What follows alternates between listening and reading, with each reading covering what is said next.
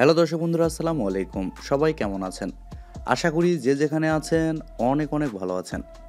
দর্শক বন্ধুরা, আপনারা অনেকেই জানেন গত 4 তারিখে Oppo Reno7 সিরিজ ইন্ডিয়ান মার্কেটে লঞ্চ হয়েছে। এই সিরিজে মূলত দুইটি ফোন লঞ্চ হয়েছে, Oppo Reno7 Pro 5G এবং Oppo Reno7 5G। গত ভিডিওর আগের ভিডিওতে আমরা Oppo Reno7 Pro 5G ওই ফোনটি নিয়ে কথা বলেছি, আর আজকের ভিডিওতে আমরা Oppo Reno7 5G এই ফোনটি নিয়ে কথা বলবো।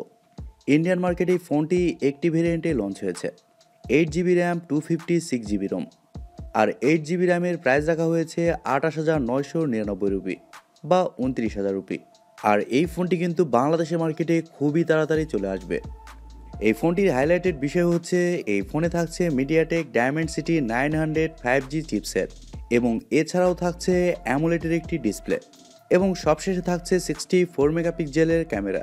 সো সব কিছু মিলেই ফোনটি আসলে কেমন হবে।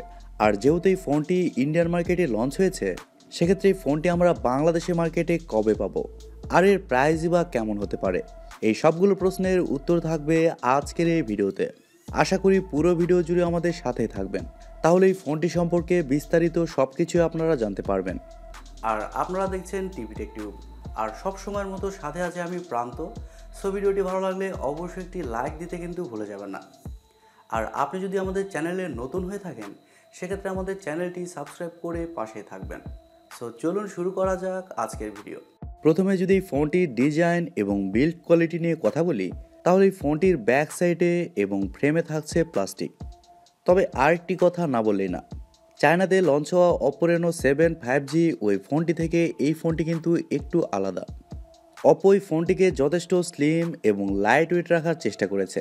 ফোনটির থিকনেস করা হয়েছে 7.8 মিলিমিটার এবং ওজন করা হয়েছে 173 গ্রাম।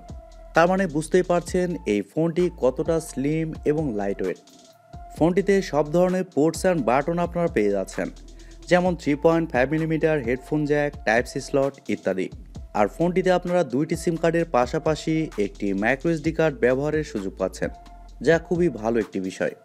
আর ফোনটির সামনে আসলে আপনারা পেয়ে যাচ্ছেন একটি ফুল ভিউ ডিসপ্লে, যার উপরের অংশে বাম সাইডে কাট আউটের মাধ্যমে বসানো থাকছে সেলফি ক্যামেরাটি। তবে ভালো ব্যাপার হচ্ছে ফোনে থাকছে ইন ডিসপ্লে ফিঙ্গারপ্রিন্ট সেন্সর, যা খুবই ফাস্ট এবং অ্যাকুরেট বলেই জানতে পেরেছি। আর ফোনটি দুইটি কালারে পাওয়া যাবে, ব্ল্যাক এবং ব্লু। সো ওভারঅল সব কিছু মিলিয়ে ফোনটির ডিজাইন এবং বিল্ড কোয়ালিটি আপনাদের কাছে কেমন লেগেছে কমেন্ট করে আপনাদের মূল্যবান মতামত অবশ্যই জানাবেন। আর আমার কাছে ওই ফোনটির ডিজাইন মোটামুটি ভালোই লেগেছে, তবে Oppo Reno7 Pro ওই ফোনটির ডিজাইন একটু বেশি ভালো লেগেছে। আপনারা যারা ওই ভিডিওটি মিস করেছেন, তারা চাইলে এই ভিডিওটি দেখার পরে ওই ভিডিওটি দেখে আসতে পারেন। ফোনটা কিন্তু খুবই জোস। এবার যদি ফোনটির ক্যামেরা নিয়ে কথা বলি, তাহলে এই ফোনটির ব্যাক সাইডে থাকছে 3টি ক্যামেরা, যার মেন সেন্সর হিসেবে থাকছে 64 মেগাপিক্সেলের একটি ওয়াইড সেন্সর, যা 1.7 অ্যাপারচার। তবে এই সেন্সরে কিন্তু কোনো ধরনের ওআইএস থাকছে না। আর সেকেন্ডে থাকছে 8 মেগাপিক্সেলের একটি আলট্রা ওয়াইড সেন্সর, যা 2.2 অ্যাপারচার, এবং সবশেষে থাকছে 2 মেগাপিক্সেলের একটি ম্যাক্রো সেন্সর। আর ব্যাক ক্যামেরার ফিচার হিসেবে থাকছে এলইডি ফ্ল্যাশ, এইচডিআর, প্যানোরামা। তবে ভালো ব্যাপার হচ্ছে ফোনটির ব্যাক ক্যামেরা দিয়ে আপনার সর্বোচ্চ 4K-তে 30 FPS শ্যুট করতে পারছেন, এবং 1080pতেও 120 FPS পর্যন্ত শ্যুট করতে পারছেন। ব্যাক ক্যামেরাতেও ওআইএস না থাকলেও এখানে কিন্তু এআইএস এর সাপোর্ট পেয়ে যাচ্ছেন। আর ফোনটির সামনে আসলে আপনারা পেয়ে যাচ্ছেন 32 মেগাপিক্সেলের একটি ওয়াইড সেন্সর, যা 2.4 অ্যাপারচার। তবে সেলফি ক্যামেরার ফিচার হিসেবে থাকছে শুধুমাত্র প্যানোরামা, এবং সেলফি ক্যামেরা দিয়ে আপনারা শুধুমাত্র 1080pতে 30 FPS শ্যুট করতে পারছেন। সেলফিতে কিন্তু 4K অপশান থাকছে না, এবং ওআইএস এর সাপোর্টও থাকছে না, কিন্তু এআইএস এর সাপোর্ট পেয়ে যাচ্ছেন। ফটো কোয়ালিটির কথা বলতে গেলে এই ফোনটির ফটো কোয়ালিটি এবং ভিডিও কোয়ালিটি মোটামুটি ভালোই হবে। তবে ফোনটির ব্যাক ক্যামেরাতে যদি ওআইএস এর সাপোর্ট থাকতো তাহলে কিন্তু দারুণ হতো।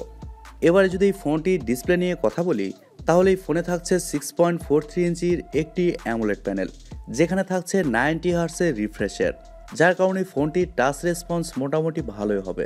তবে 120 হার্টজের রিফ্রেশের থাকলে কিন্তু বেশি ভালো হতো।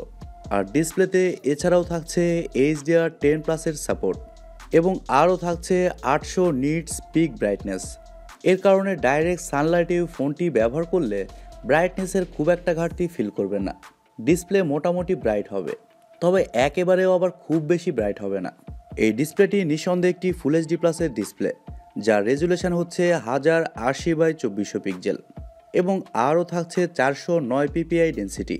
আর ফোনটির ডিসপ্লের প্রোটেকশন হিসেবে থাকছে Corning gorilla glass 5। Overall Oppo এখানে ভালো ডিসপ্লে প্রোভাইড করেছে। আর অ্যামোলেড ডিসপ্লে হওয়ার কারণে ডিসপ্লের কালার কোয়ালিটিও খুবই ভালো হবে। ডিসপ্লেতে যে কোনো কন্টেন্ট প্লে করলে শার্পনেসের ঘাটতি একেবারেই ফিল করবেন না। ডিসপ্লে কোয়ালিটি খারাপ বলবো না। ফোনটির সফটওয়্যার এবং পারফরমেন্স নিয়ে যদি কথা বলি, তাহলে এই ফোনে থাকছে অ্যান্ড্রয়েড 11, যার ব্যাকএন্ডে থাকছে কালারওয়েস 12। তবে পরবর্তীতে আপডেটের মাধ্যমে এই ফোনটিতে অ্যান্ড্রয়েড 12 প্রোভাইড করা হবে। আর আমি প্রথমে বলেছি ফোনটিতে চিপসেট হিসেবে থাকছে MediaTek Dimensity 900 5G, যা 6 ন্যানোমিটার আর্কিটেকচারে তৈরি করা একটি Octa-core প্রসেসর, এবং জিপিইউ হিসেবে থাকছে Mali G68 MC4। এই জিপিইউটা কিন্তু ভালো পাওয়ারফুল। এর কারণে এই ফোনটিতে যে কোনো হাই লেভেলের গেমস মিডিয়াম টু হাই সেটিংসে ইজিলি খেলতে পারবেন। গেমস খেলার সময় সেরকম কোনো ল্যাগ বা ফ্রেম ড্রপ লক্ষ্য করবেন না। আর মাল্টিটাস্কিং বা অন্যান্য কাজ খুব সহজেই করতে পারবেন। আরেকটি কথা, ফোনটাতে লং টাইম কাজ করলেও এই ফোনটি কিন্তু খুব একটা গরম হবে না। প্রথমে বলেছি ফোনটি একটি ভেরিয়েন্টে লঞ্চ হয়েছে, 8GB র্যাম 256GB রোম, যার স্টোরেজ টাইপ হিসেবে থাকছে UFS 2.2 এবং র্যাম টাইপ হিসেবে থাকছে LPDDR4X। তবে আমি আবারও বলছি, এই ফোনটিতে আপনারা মাইক্রোএসডি কার্ড ব্যবহারের সুযোগ সুবিধা পেয়ে যাচ্ছেন। ফোনটিতে এছাড়াও ওয়াইফাই, ব্লুটুথ, জিপিএস, এনএফসির মতো আরও অনেক ফিচার পেয়ে যাচ্ছেন এবং ইউএসবিতে থাকছে ইউএসবি টাইপ সি 2.0।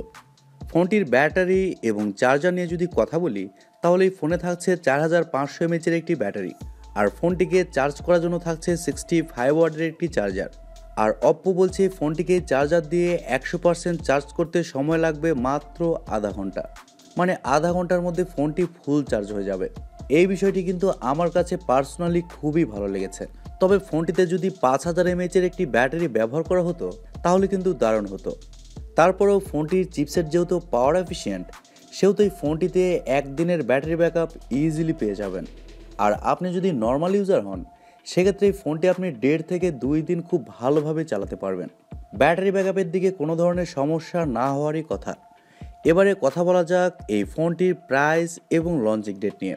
দর্শক বন্ধুরা, যেহেতু এই ফোনটি ইন্ডিয়ান মার্কেটে লঞ্চ হয়েছে, সেহেতু এই ফোনটি আগামী 15 থেকে 20 দিনের মধ্যে বাংলাদেশের মার্কেটে আনঅফিসিয়ালি পেয়ে যাবেন। আর বাংলাদেশের মার্কেটে এই ফোনটির প্রাইস হতে পারে 34 থেকে 35,000 টাকা। তবে অফিসিয়ালি ফোনটি যে কবে আসবে এই বিষয়ে কোনো ধরনের ইনফরমেশান এখনও পাওয়া যায়নি। আর অপ্পো এই ফোনটিতে ওভারঅল সব কিছু মিলে ভালো কিছু অফার করছে, যেমন এই ফোনে থাকছে ভালো একটি চিপসেট এবং অ্যামোলেডের একটি ডিসপ্লে, এবং ফোনটির ডিজাইনটাও কিন্তু খুবই ভালো। সো ওভারঅল সব কিছু মিলিয়ে আমার মনে হয় এরকম প্রাইস পয়েন্টে আপনারা যারা ফোন নিতে চান, তারা কিন্তু এই ফোনটির জন্য ওয়েট করতে পারেন। আর তাছাড়া আপনারা যদি আর একটু বেশি দিয়ে ফোন নিতে চান, সেক্ষেত্রে কিন্তু আপনারা Oppo Reno7 Pro 5G ওই ফোনটির জন্য ওয়েট করতে পারেন। আপনারা যারা এই ভিডিওটি শেষ পর্যন্ত দেখেছেন, তারা অবশ্যই Oppo Reno7 Pro ওই ফোনটির ভিডিও একবার দেখে নেবেন। আশা করি ফোনটা আপনার খুবই ভালো লাগবে। সো দর্শক বন্ধুরা, এই ছিল আজকের ভিডিওটি আপনাদের কাছে কেমন লেগেছে কমেন্ট করে অবশ্যই জানাবেন। আর ভিডিওটি যদি সত্যিই ভালো লেগে থাকে, তাহলে টিভি টেক টিউব চ্যানেলটি সাবস্ক্রাইব করবেন, ভিডিওতে একটি লাইক দিবেন, আর সব সময় আমাদের পরিবারের একজন হয়ে থাকবেন, কারণ আপনাদের সাপোর্ট এবং ভালোবাসা সব সময় প্রয়োজন। সো আজকের মতো এ পর্যন্তই। সবাই অনেক অনেক ভালো থাকবেন এবং নিরাপদে থাকবেন।